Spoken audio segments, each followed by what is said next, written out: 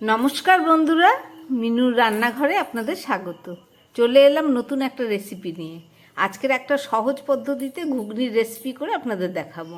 তার জন্য আমি কিছুটা মটর 4-5 ঘন্টা ভিজিয়ে নিয়েছি। দেখুন মটরগুলো কত সুন্দর ভিজে গেছে। আর সঙ্গে নিয়ে নিয়েছি কিছুটা আলু, দুটো আলু কেটে নিয়েছি। এটা একটা নিরামিষ রেসিপি করব, একদম দোকানের মতো খেতে লাগবে। তাহলে চলুন শুরু করি। মটরের ঘুগনির রেসিপি করার জন্য আমি একটা কড়াই বসিয়ে দিয়েছি, তাতে দিয়ে দিলাম পরিমাণ মতো তেল। এই রান্নায় বেশি তেল দেব না।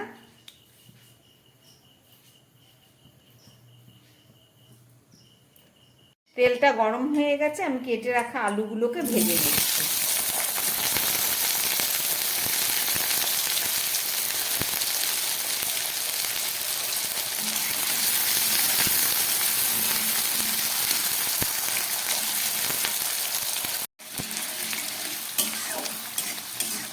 আলুটাকে আমি হালকা ভেজে নিলাম। এবার এর মধ্যে দিয়ে দিচ্ছি দুটো চেরা কাঁচা লঙ্কা, দিয়ে দিচ্ছি পরিমাণ মতো নুন, দিয়ে দিচ্ছি হলুদ, আর এছাড়া দিয়ে দিচ্ছি একটা গোটা টমেটো।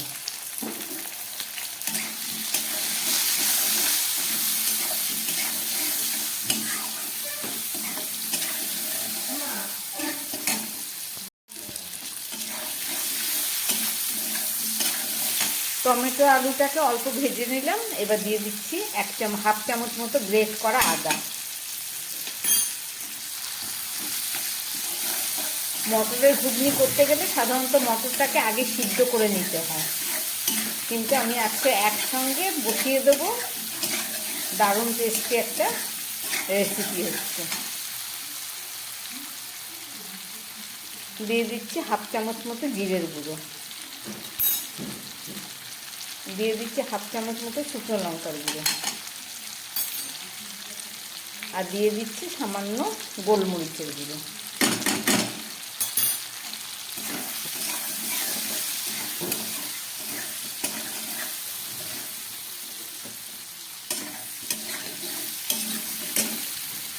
এইবার এই ভিজিয়ে রাখা মটরটাও আমি দিয়ে দিচ্ছি এর মধ্যে।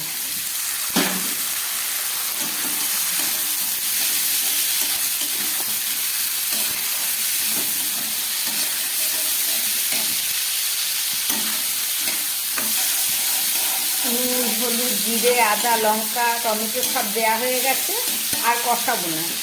এবার আমি এটাকে সিদ্ধ করবো একটু প্রেশার কুকারের মধ্যে। গ্যাসটা বন্ধ করে দিলাম প্রেশার কুকারের মধ্যে দেবো বলে।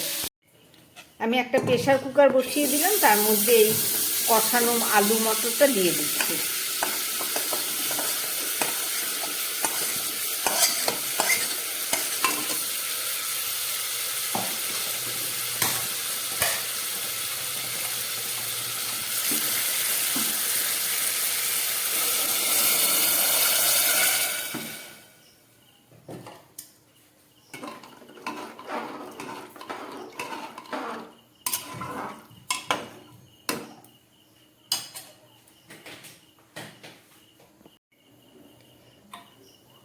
আর একটু জল দিয়ে দিচ্ছি।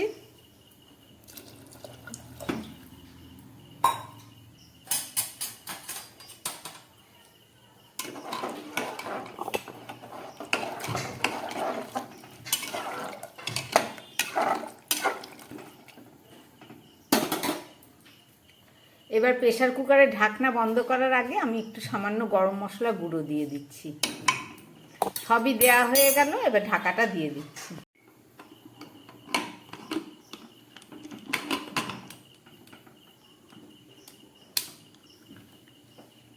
সব মশলা দিয়ে আমি একেবারে বসিয়ে দিলাম প্রেশার কুকারে মটরগুলো। এবার 4টে মতো সিটি পড়ুক, তারপরে ফেরত এসে দেখাচ্ছি।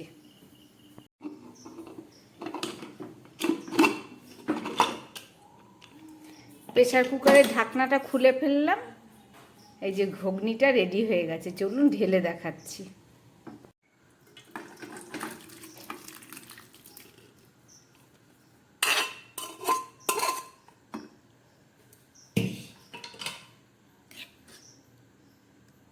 একদম গরম, ধোঁয়া উঠছে। দেখুন একবারে বসিয়ে দিয়েছি। একদম সিদ্ধ হয়ে গেছে মটরগুলো। হাতে সময় কম থাকলে একদম চটজলদি এইভাবে ঘুগনি বানিয়ে ফেলবেন, খেতেও সুস্বাদু হবে, সময়ও বাঁচবে। বানালাম নিরামিষ মটরের ঘুগনি।